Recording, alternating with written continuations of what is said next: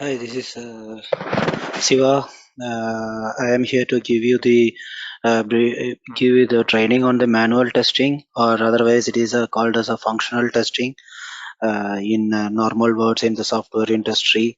So we will cover here I will be sharing the syllabus with you in quite some time after my introduction of my profile, etc. So we will going through what are the concepts of manual testing, how testing is performed in real IT, and what are the different form of testing, or what are the different types of testing.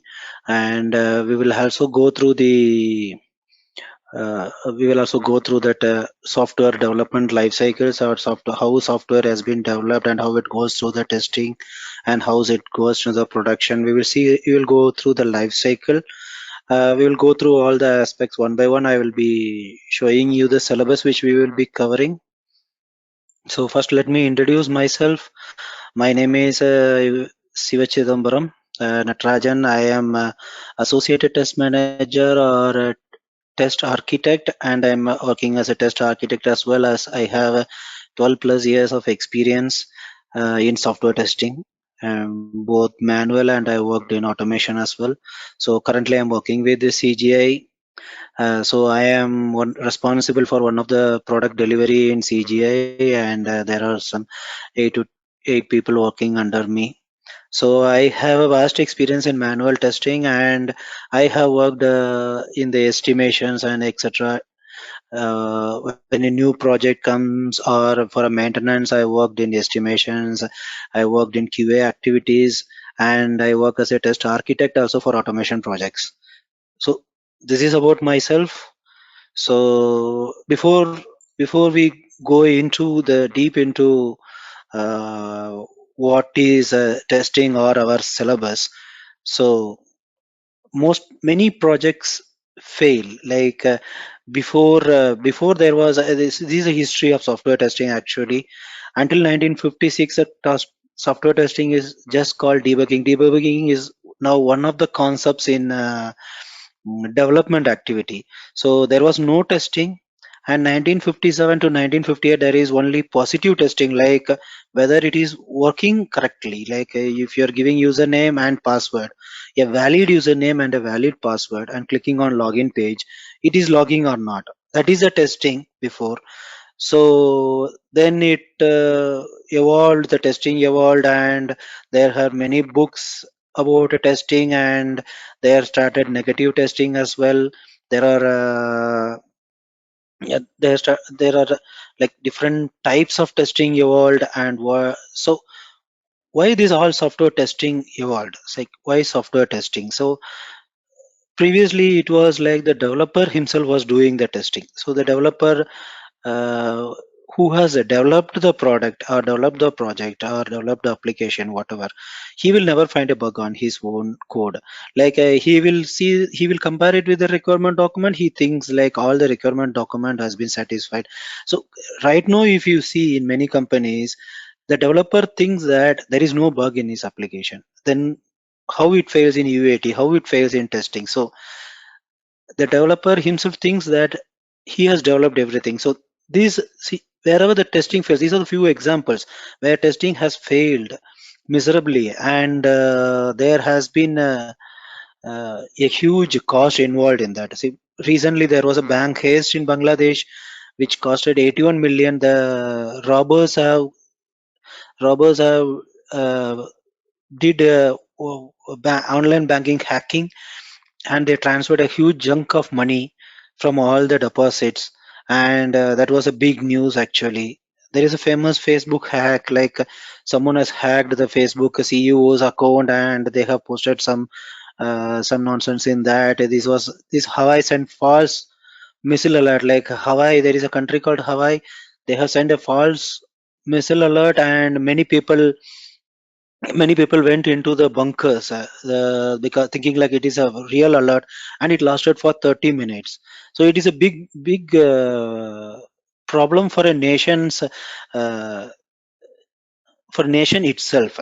So these are the most more vulnerable things on testing. Like if you would have seen Apple Maps is a complete failure. Apple has introduced in their iPhones, they had their own maps instead of Google Maps, and it was a big failure. It took some people to the dead end roads as well. So they stopped the Apple Maps and they removed the Apple Maps. So these are the some of the main important things, important we need for testing. This conference will now be recorded. So this is a main advantage of testing. Like if you do a testing properly, you can avoid a major miserables in the later period. Like after the product went into production, or uh, after the product has gone to UAT testing, a testing which is left in the initial stage, or the testing which is where the bug which is left in the testing cycle, the cost fixing the bug is very less compared to the bug which has been fixed in during the UAT or during after the production. See, for example, we also work in a project, so that project has involved, like if there is many requirement, there is many specifications. So any one of the specification is missed out or it has been implemented wrongly, there is a huge fine involved in that. So our company or our project pays that huge fine one every now and then, because if we miss anything, so there are more fine or more cost or more human resources involved if a bug is being missed out and it has been found in UAT or in a production, which will cost more than which when it is caught in during the testing cycle. This conference will now So be recorded. So this is what I was talking about, why testing is essential. See, one thing is like customer satisfaction. A customer will be satisfied if the testing has been done in a proper way and there are no bugs. You will get a repeated business. If a customer is satisfied with the product, which is a bug-free product, you will get the repeated business, and that will help your organization or your project to grow. And which I talked earlier, like it saves lot of money. A testing a bug which is found at the testing phase or the initial phase, so now they are making the testing, they are after this scrum and agile methodologies, the testing is being getting involved where during the requirement cycle itself, so which is going to reduce more and more cost, and which is going to reduce more and more time, and where the bugs will be found out very well before the testing phase itself. So this is a new things which are emerging in project, because people are uh, seeing the effect of testing being introduced very well before the before the testing cycle itself. So they are finding new methodologies to introduce the testing in very well advanced in the project development phase itself. So which will save money, and security is very vulnerable in many cases. Like if we are working in a very secured projects like a banking application or something, if security is compromised, that will cost a lot of money, which is and of course quality is a main motive of any testing. So so uh, here I have given an example as well, like it is somewhere connected to a performance testing, or which can be done through manual testing as well. See, for example, you have a mobile app, you are installing the mobile app. First of all, when your installation itself takes more time, you will not be that much interested to install that app. And if you install that app and you're opening that app, if the app takes long time to load each and every time, the user nowadays, the customers or the users are becoming more impatient. There are more capacity RAMs, so 4G, 5G. So customers are becoming more impatient. So they don't want to wait. So each time when they are clicking the app, if the app is taking long time to load itself, obviously he will uninstall in 1 or 2 days. So these are the more uh, importance of testing. So now we will see our course syllabus. So I have given you overview first itself. Like let us see again. Like testing is a critical phase for software development life cycle. So manual testing is a process like you document the test cases like requirements. In other words, it is called, you can take any format like Excel or Word or whichever you like. Most commonly used test cases document or Excel, and many companies use Word document as well. So it is a defects. Main purpose of manual testing is defects are identified, and it is isolated, and it is raised, and it is fixed, and it's the main purpose of manual testing is defect free software to the customer. So however, it requires a necessary knowledge. So we have to know the different types of testing. There are different types of testing involved, and let me say before that something like there is something people say like manual testing will not last long. Automation testing is the next future. Now even they are saying that automation testing is also in not the next future, like after the introduction of artificial intelligence, etc. So let me make it one thing clear to with my experience, and I myself is doing some work on artificial intelligence, and how it is going to affect testing, etc., machine learning, etc. So let me say one thing: manual testing is the one. Even automation testing can go off, and introductions of previously it was QTP, now it was Selenium. There are many tools evolving. Now it is BDD, Cucumber, etc. So the thing is like whatever, even automation testing, there will be changes, or that is also not going to vanish. There will be changes, and you should be upgraded with new technology. Manual testing can be never eliminated or can be never stopped from a from any organization or for any project if it is a critical project. See, for example, a manual testing mainly involves in the domain knowledge. See, for example, automation testing takes lot of time, lot of effort, lot of planning, framework, etc., etc. So, for example, there is a release today. I mean, there is a new requirement today. There is a new requirement project. So the development, the SRS and everything is finalized. The people will start doing the development activity. When the people is doing the development activity of an application, they are developing the application. So for automation testing, the application should be present.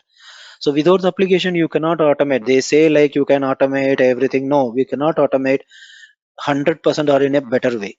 So automation application is required. So once the developer is developing the application, now after this agile, the development is happening in phases, like developer one will develop one model, developer two will develop different model, etc., etc. will happen. So the development is also fast, not like before. Like the development is like phase by phase it goes. No, development is very fast. So the application will be ready fast. So model 1 is be ready, maybe model 2 is not ready, model 3 is ready. You cannot automate it. You cannot, if you start the automation immediately also, you cannot complete in that fast. It will take lot of time and effort. So in that case, only manual testing. So automation always happens -1 or -2. What I mean is like release. This release is release number 10. You can automate a application of 9 or release 8, which itself will take lot of time. So it cannot be automated for 10. So for the 10th release, only manual testing will help to release the project. So, and once the module 1 is ready, the manual tester knows, the manual testing knows, and he will start the testing very fast. And he will, at least he will start writing the test cases, and he will plan for the testing. And when the full module is ready, he can uh, start the manual testing, or he can start the testing and raise the issues. So only manual testing is on the current testing. Like for this release, immediately you have to start a manual testing. So automation testing is mainly used for regression. I am not saying like we should not learn automation testing, but you cannot say like manual testing can be avoidable. Manual testing can never be avoidable. You have to do manual testing. And automation testing is mainly used for regression purpose, like from 1 to 9 all the releases has happened in a better way. For doing that, you can do a regression testing using automation testing, but most important thing is manual testing for the current release.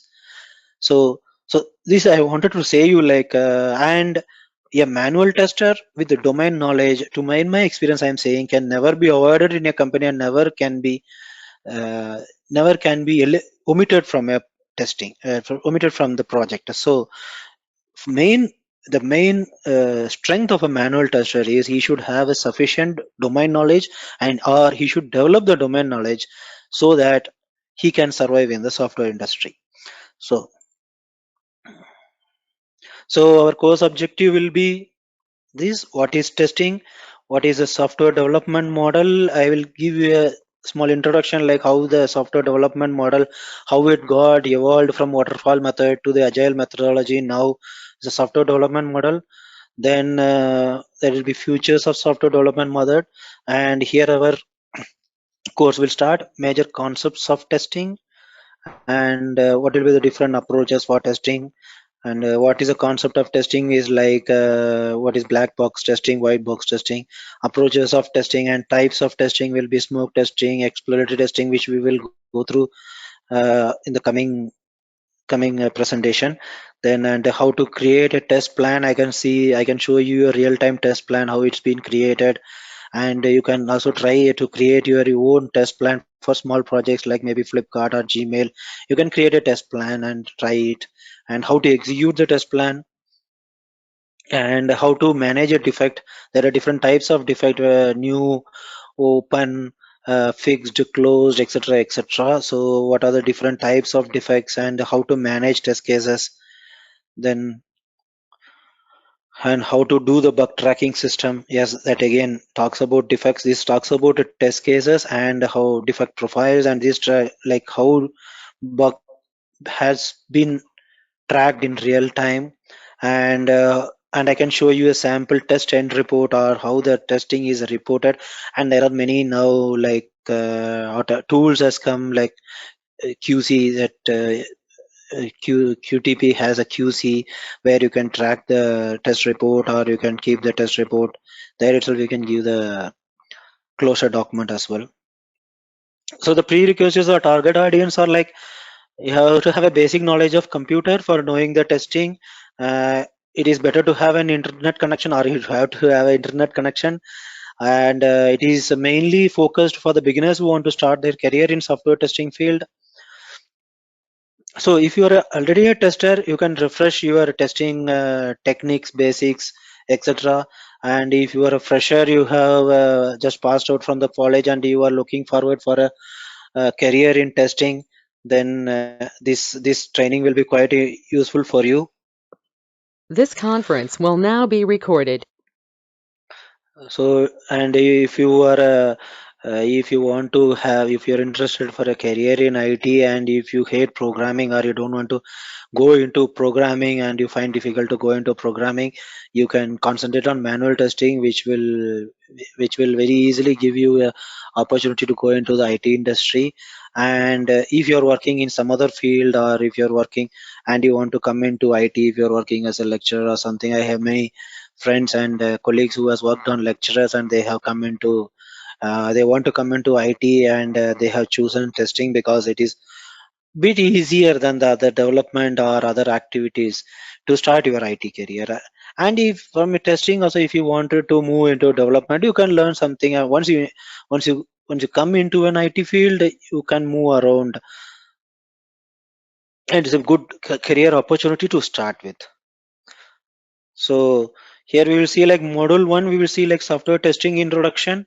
So here we will cover like what is testing, what is importance of testing, what will be the roles and responsibilities of a tester, and principles of software testing, and how much testing we have to do, and the difference between manual and automation testing, which I have given a little bit introduction of what is the difference between manual and automation testing. We will speak about it a little bit more.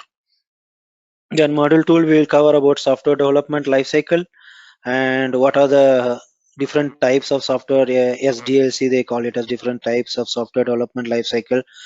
Like what are the methods they have in software development lifecycle. This is more important to, you have to know what is a software development lifecycle.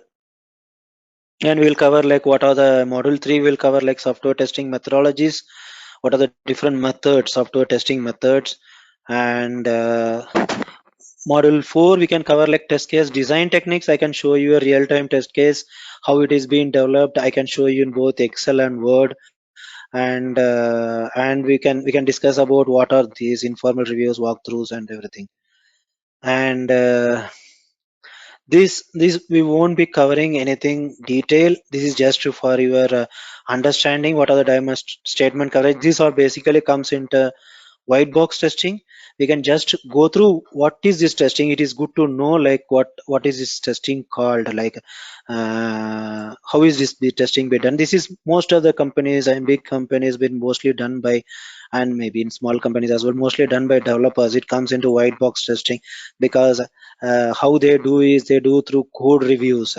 Like one developer number one will develop this code, and developer number two will be reviewing the code, and he will be commenting on the code, and he will find out if there is some loop missing or some condition. So we will just go through what is this, that's all. And this is our main thing which comes in manual testing, or we call it as black box testing. So we will see this.